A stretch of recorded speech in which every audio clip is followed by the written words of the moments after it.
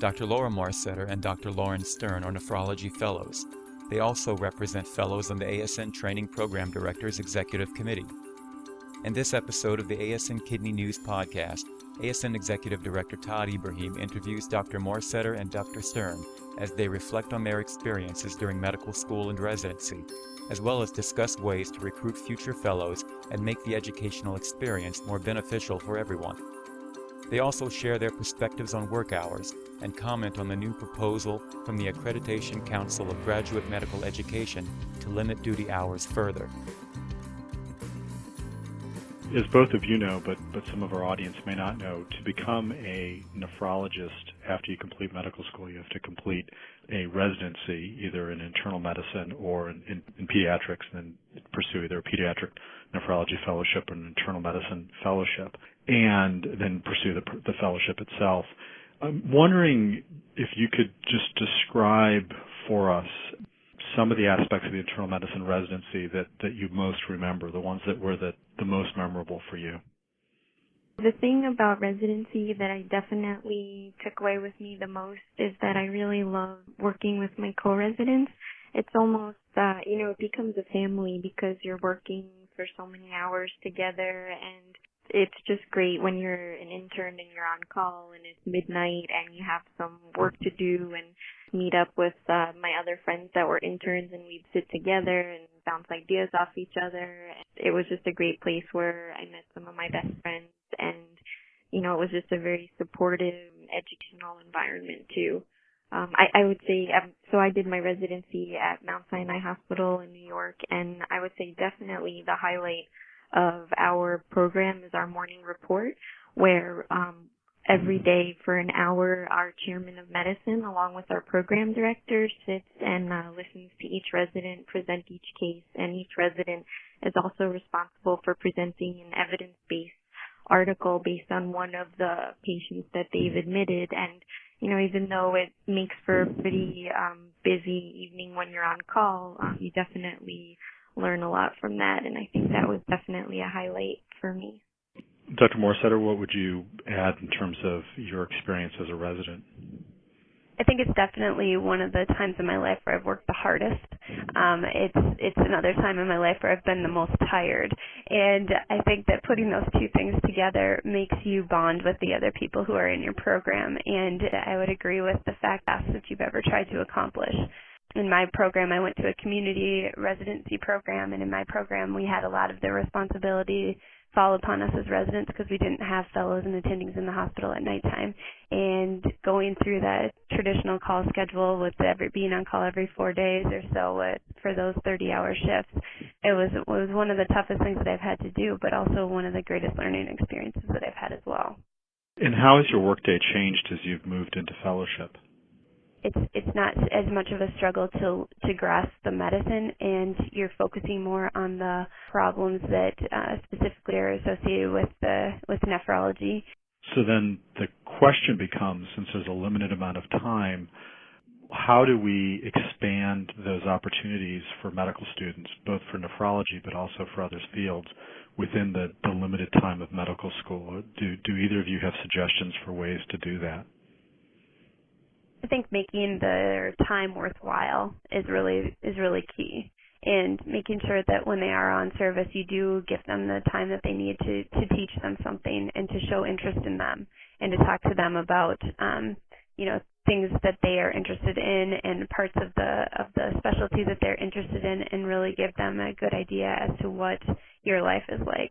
And I think showing interest is by giving them a bit of your time is something that will really enhance their experience and make their time feel much more worthwhile. And it probably is. They learn a lot more, and then their interest will be piqued as well. So it sounds like you're opting for more of a quality versus quantity experience. I think that's very important. The med student has to choose to do an elective in nephrology, but, when you're with a student, fellow, or as faculty, I think it's always important to at least take some time, even if you're walking through the hallway from patient to patient, and just really, telling them what your life is like and why you decided to opt for one specialty or the other, and just sort of what brought you to where you are, and just make sure that they're really part of the team and getting to see consults and presenting their patients. And I think that's important. Do medical students discuss work hours or duty hours? I haven't really had that experience. Medical students that I've worked with, it hasn't really been an issue. And, it could be just because we're on a subspecialty rotation where their work hours are a bit more limited because I can kind of control them. And, they go home at a certain time, and I make sure that happens on these rotations. I don't know if that happens differently on rotations that are or subspecialties such as surgery, which may be a bit more taxing to their time. Yeah, the same for me. I don't really think it's been a big issue with students who've been rotating, especially because, like Laura said, we try to make an effort to get the students out so that they can, read about the patients they've seen and have a pretty laid-back experience.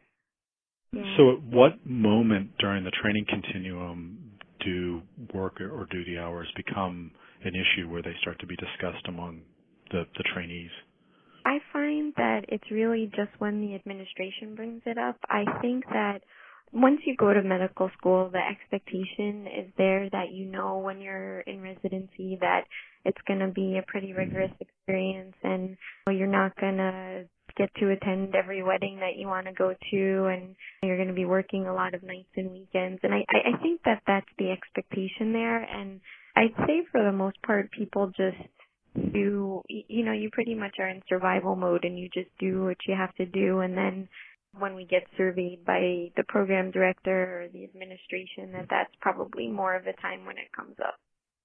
I almost think that the time that the rules were implemented and really started to be enforced is the time that became an issue. I think before that people weren't maybe thinking that they were allowed to think that they should have extra time off. And I think once that got implemented, I wonder how much that has influenced the discussions that have occurred towards trying to decrease the duration of work.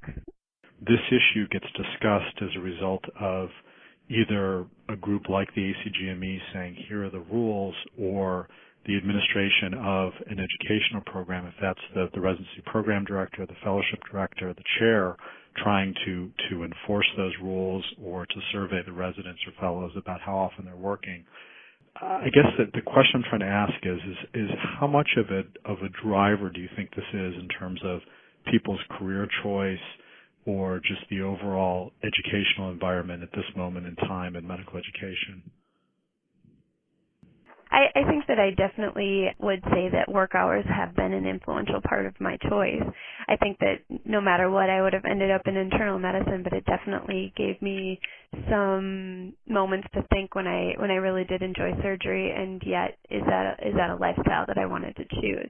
I kind of take the perspective that, there's not a whole lot of things that you can't survive for a short amount of time. And I think residency and the whole scheme of life is a short amount of time.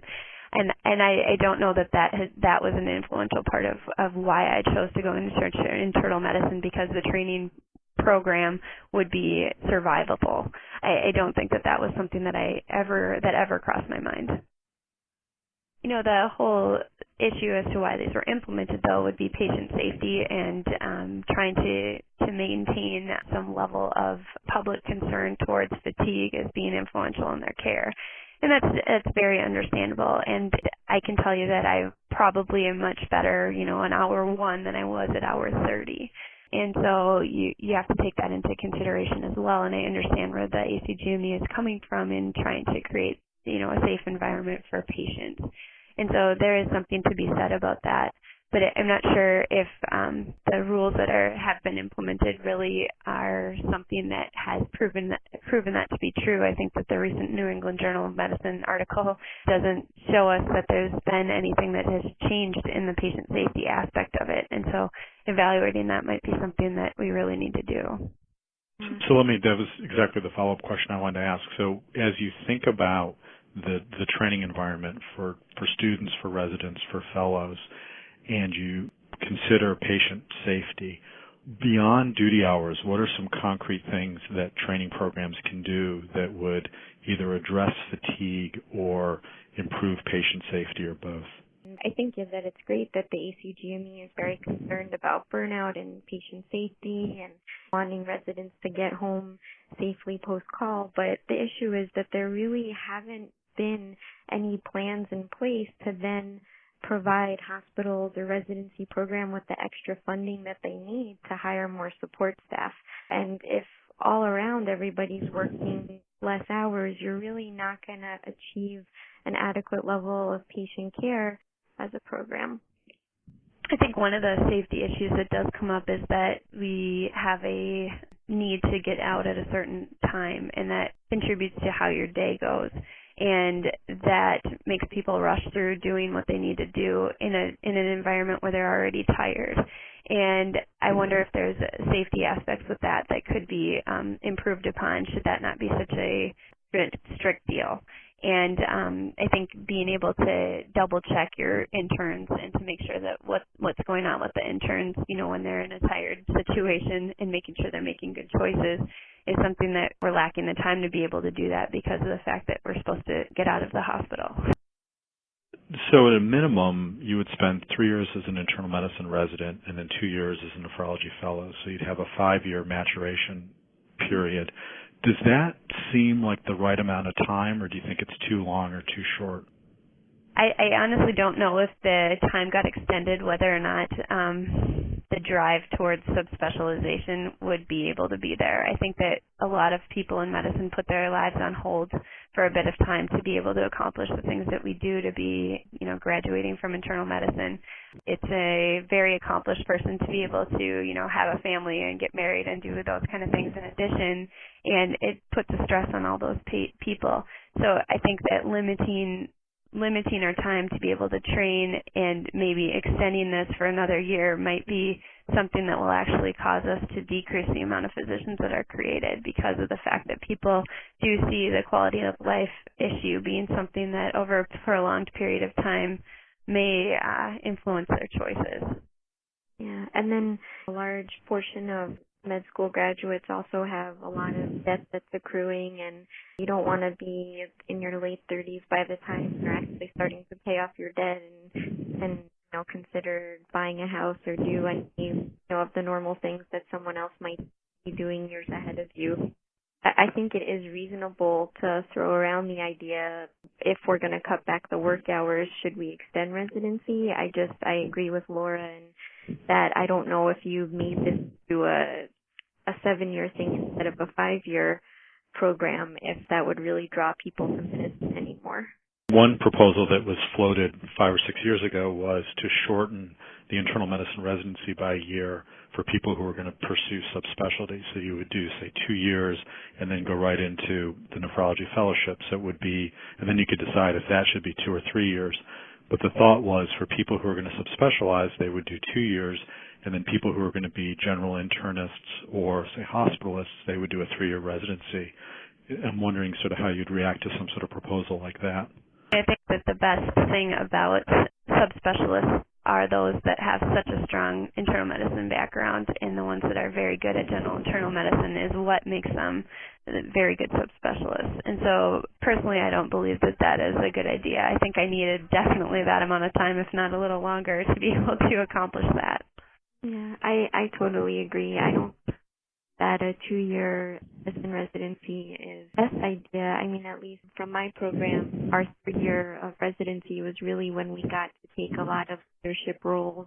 When you're doing internal medicine consults throughout the hospital, you're the one who's running codes throughout the hospital, and I think that is such a valuable experience, and I really think that you need 2 years before that to have the confidence to go in and tell another service, this is exactly what I think you should be doing, or when they call you for a patient in extremis, I think you really need years behind you to be able to walk into that room and deal with the situation in a very collected, calm, confident way, and I think that was an invaluable year in training. So it sounds like you both are comfortable with the 3-year residency and the 2-year fellowship, and if anything, maybe a little more educational time, but it would be impossible to balance that against sort of the personal sacrifice of training. Is that a fair summary? I would say that's true. Yeah. So then the question becomes, within that 5-year period, are there structural changes that we can make where we can address concerns about fatigue and patient safety and quality, but also develop a high-level learning environment? And you've talked a little bit about some of the tasks that you have, either as a resident, or particularly as a resident, but maybe as a fellow, that may not be educationally valuable. Are there other sort of structural changes that could be made that would make the time as valuable as possible? For us here in New York, the hospital is very, very busy, and we have many dialysis units that send their patients to our emergency room. So our overnight calls tend to be very busy. So even though we're taking home call, you're almost always coming back in either to dialyze a patient or do the medical clearance for them to get a transplant. But it feels like there's a lot of time for us spent in the hospital overnight. I think that if we wanted to improve patient care and also burnout, I thought maybe integrating a night float system into the fellowship would be beneficial as well, because then you know that every consult that you get called on, someone would go and see the patient that night, and so the patients would get immediate attention, and it's by someone who had already slept all day long and was going to leave the hospital in the morning and hand off the consult to the regular consult team. So I thought maybe that might be something, but I guess it all depends on the structure of your program. Trying to focus to make your time the most useful and valuable is the goal that all program directors should have, and I believe that the experiences that I've had, I've definitely been in touch with people who definitely have that mindset, which is great for my experience. Trying to figure out how to make things the most valuable is a challenge, and I don't envy them for having that responsibility. Particularly in my program, I think that the way that we have it structured is basically that we are like the primary frontline nephrologist, and that is valuable because I get to take home call and I get to figure out when it is important for me to go in and when it's something that I can wait for the morning, and how to handle things at night, and giving an experience where you get to practice being or doing what you will be doing when you're finished is the thing that we should strive to achieve. How to make it more efficient for us to make it more beneficial, I don't know if that's something that you can do across the board, or if it's just sort of tracked for every individual program. I think that sharing those kind of ideas is something that can benefit us all, if there's a way that in some sort of forum that we can do that to help make all programs a little bit more worthwhile for everyone. Well, Dr. Morsetter, Dr. Stern, thank you for joining us for today's discussion, and also thank you for representing fellows on the ASN Training Program Directors Executive Committee. You're welcome. Thank you for having us. It's great that you put these out, and it's a great tool for us as fellows to be able to continue to look into the issues that are really in the forefront of some of our specialty areas. Yeah, thank you so much. It's wonderful that the ASN wanted to incorporate the fellow perspective into their mission, and I think that it's wonderful that we get to be involved. This podcast is copyrighted by the American Society of Nephrology. All rights reserved. All content in this podcast is for informational purposes only and is not intended to be medical advice. The information in this podcast should not be used during a medical emergency or for the diagnosis or treatment of any medical condition. Please consult your doctor or other qualified healthcare provider if you have any questions about any medical condition or before taking any drug, changing your diet, or commencing or discontinuing any course of treatment. Thank you for listening to this podcast of the American Society of Nephrology.